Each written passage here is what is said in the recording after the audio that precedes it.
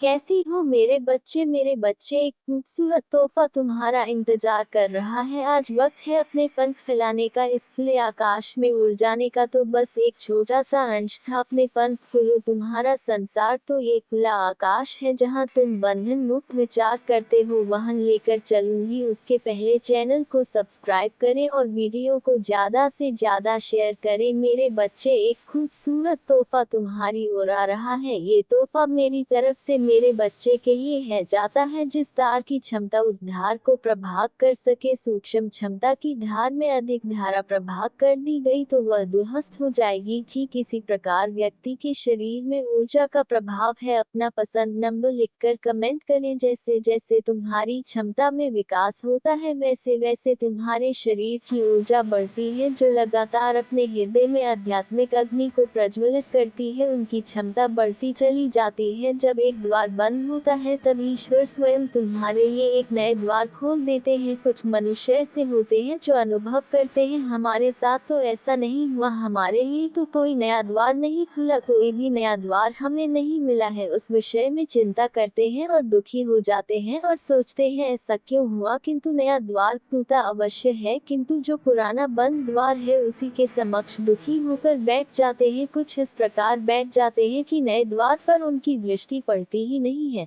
मेरे बच्चे, बस यही कहना चाहती हूँ कि तुम्हारे जीवन के नए स्तर पर ले जाने के लिए मेरी शक्तियाँ तुम्हारी ओर बढ़ रही हैं। वह अदृश्य शक्ति है जो तुम तक पहुँचने वाली है, जो एक पल में तुम्हें ऐसी सूचना देगी कि तुम झूम उठोगे। मेरे बच्चे, ये तुम्हारी परीक्षा का फल है, जो खुशी बनकर तुम्हारे घर में से लोग तुमसे अत्यधिक प्रभावित होंगे।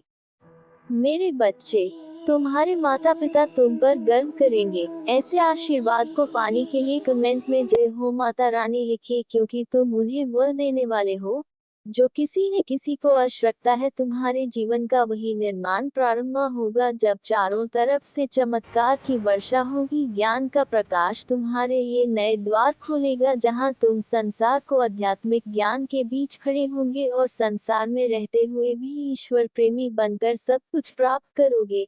मेरे बच्चे, बहुत जल्द तुम्हें ऐसी सूचना मिलेगी जो तुम्हारे घर को खुशियों से भर देगी।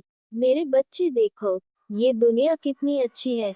एक ही समय में कोई अत्यधिक पीड़ा में होता है तो कोई अत्यधिक प्रसन्न। एक ही समय में किसी के घर में शिशु का जन्म होता है और उल्लास का माहौल होता है, वहीं उसी समय एक घर में किसी के घर देहांत हुआ होता है, जहां मातम है। दोनों घरों में घटी घटनाएं मैं देख रही हूँ, पर मुझे ना कोई प्रसन्नता है ना ही कोई दुख, क्योंकि जिसने जन्म लिया है वह अपनी एक नई यात्रा पर, जहाँ उसे कोई अध्याय जीवन रूप में सीखने मैंने तुम्हें बताया है, इसे जानने में व्यक्ति को बरसों बीत जाते हैं। यदि आज इस गुप्त ज्ञान को तुम अपनी पोटली में बांध लोगे तो अनंत काल तक तुम्हारी यात्रा सुखद होगी। मेरे बच्चे, एक बात मैं तुम्हें आज बताती हूँ, जिन बातों को आज तक मैं तुमसे छुपाती रही, तुम्हें कभी बताया नहीं, क्योंकि उन बातों को जानने का समय अब आ चुका। कारण केवल यह है कि तुमने वही एक ऐसा कारण किया है जिसको करके तुमने मेरे दिल को बहुत प्रसन्न किया है।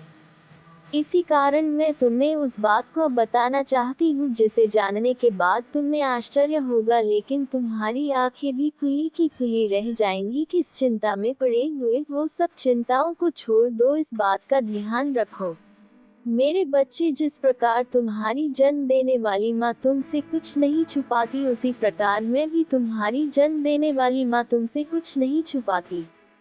उसी प्रकार मैं भी तुम्हारी माँ होते हुए तुमसे कुछ नहीं छुपाना नहीं, बल्कि तुम्हें ऐसा कुछ बताना चाहती हूँ जो आज तक कभी बता नहीं सकी। मेरा बच्चा इतना नादान और भोला है कि मेरे बिना कहे कुछ बातें स्पष्ट रूप से बता देनी जरूरी होंगी, जिनको ध्यान पूर्वक सुनना और समझना मेरे बच्चे, क्योंकि यदि तुम ध्यान से नहीं सुनोगे तो तुम्हें बातें समझ में नहीं आएंगी और तुम्हें लगेगा कि पता नहीं मैंने तुम्हें क्या बताया है, उसमें जो बताया है वो कुछ खास नहीं है, ऐसा आभास होगा। इसलिए मैं तुम्हें स्पष्ट रूप से इस बात को बता देना चाहती हूँ कि हर इंसान के अंदर एक अच्छाई होती है और किसी इंसान के अंदर एक अच्छाई होती है और किसी इंसान के अंदर एक ऐसा गुण होता है, इंसान तो क्या ईश्वर को भी प्रसन्न कर देता है, और वही गुण तुम्हारे पास है और वह गुण है तुम्हारा सच बोलना। तुम सदैव तो सच बोलते हो, उस बात से मैं बहुत ज्यादा प्रसन्न हूँ। और अब समय आ गया है ये जानने का कि तुमको बहुत जल्दी ही तुम्हारी एक ऐसे व्यक्ति से मुलाकात होने वाली है जो तुम्हें तुम्हारी आर्थिक मदद करने वाला है। तुम्हारी स्थिति से उभरने के लिए वह तुम्हें सहायता करेगा। केवल दुखी रहना उस व्यक्ति है जो अपने सुख से खुश नहीं होते और दूसरों की खुशी इसी प्रकार लगते हैं जिस तरह का पेड़ होता है। यदि किसी फल का पेड़ होता है तो उसमें मीठे फल लगते हैं, और किसी कड़वी फल के पेड़ में केवल कड़वे ही लगते हैं। जो तुम्हारे लिए हितकारी है, तुम्हारे जीवन को ऊंचाइयों की शिखर पर ले जाऊंगी। मैं फिर आऊंगी तुमसे मिलने। सदा खुश रहो मेरे बच्चे। मेरे अगले संदेश की प्रतीक्षा करना मेरे बच्चे। व्यर्थ में चिंता मत करना। मेरी इस बात को याद रखना बस, जो आज मैं बताने वाली हूँ केवल उस पर भरोसा रख, पूर्ण विश्वास हो जाएगा कि जो मैं बोल रही हूँ वह सत्य है और तुम्हें चिंता मुक्त रहना चाहिए। मेरे बताए हुए यदि कार्यों को तुम कर रहे हो तो तुम्हें चिंता नहीं करनी चाहिए, और यदि अभी तक तुमने नहीं किया है तो आज मैं जो बता रही हूँ उस कार्यों को करना प्रारंभ कर दो। आज मैं जो बता रही हूँ उस कार्य को करना प्रारंभ कर दो। और कुछ कार्य ऐसे हैं जिन्हें करना बंद कर दो। जैसे ही तुम मेरी बोली हुई बात पर विश्वास रखकर अमल करोगे, धीरे धीरे तुम देखना तुम्हारे आने वाले भविष्य में तुम्हें समस्या या चिंता करने की आवश्यकता ही नहीं पड़ेगी, क्योंकि परेशानियां तुमसे कौन सो दूर रहेंगी। मेरे बच्चे, अगर तुम्हारा मित्र बहुत गरीब है और तुम्हारे पास धन की कोई कमी नहीं है, जब वह तुम्हारे पास सहायता मांगने के लिए आया तो तुमने उसकी आंखों में जागा विश्वास झलक रहा था। करो पैसे देकर। इस संसार में इस बात को मेरे हर भाव कि यदि तुम सही कर्म को कर रहे हो तो तुम्हें चिंता करने की आवश्यकता नहीं। चिंता केवल उन लोगों को विश्वास होता है कि वह उत्तीर्ण हो ही जाएगा। उसी प्रकार जो अच्छे कर्म करते हैं वह जीवन के हर मोड़ पर और उठ कई महीनों से चैन से सो नहीं पाए हो और तुम्हें नींद आ ही नहीं रही है, तो तुम इसके लिए बहुत ज्यादा परेशान हो और दिन रात अपने इच्छा के बाबा कोई और बात नहीं घूम रही है, तब तुम्हें समझ जाना है कि यह एक बहुत ही बड़ा संकेत है। अब तुम्हें अपनी इच्छा को छोड़ देना है, उसके बारे में इतना सोचते नहीं रहना है। अब तुम्हें अपनी इच्छा को मेरे हाथों में सौंप देना है, ताकि तुम्हारी चीजें तुम्हारे जीवन में बहुत ही आसान तरीके से प्राप्त करा सको। इसलिए तुम्हें ये संकेत मिल रहे हैं जिसके लिए तुमने इतनी सारी चीजें कर ली हैं। बहुत जल्द तुम्हारे असल जीवन में तुम्हें मिलने वाला है जिसके लिए तुम्हें अपनी इच्छा के बारे में ज्यादा नहीं सोचना है। वह इच्छा मंजूर हो चुकी है, बहुत जल्द वह इच्छा तुम्हारे जीवन में आने वाली है, लेकिन इसे बांध कर तुमने रखा है। मेरे बच्चे, अपनी इच्छा को मुझ पर छोड़ ही नहीं रहे हो, इसलिए सब कुछ तैयार होने के बाद भी तुम्हारी इच्छा पूर्ण ने ही अपनी इच्छा को रोकर रखा है। तुम अपनी इच्छा को छोड़ ही नहीं रहे हो और तुम ही अपनी इच्छा को पूरा भी नहीं होने दे रहे हो। यदि तुम अपनी इच्छा के लिए, मुझे आप पर पूरा विश्वास है मेरे बच्चे, यदि वह वाली भावनाएं तुम अपने अंदर ले आते हो तो तुम देखोगे कि तुम्हारे लिए सारी चीजें कैसे काम करने लग जाएंगी और तुम्हारी इच्छा बहुत ही जल्दी से तुम्हारे जीवन में आ जाएगी और जो तुम चाहते हो वह पूरा हो जाएगा। यदि तुम्हारे साथ ही ऐसा हो रहा है तो समझ लो कि मैं संकेत दे रही हूँ, तुम्हारी इच्छा बहुत ही जल्दी मिलने वाली है।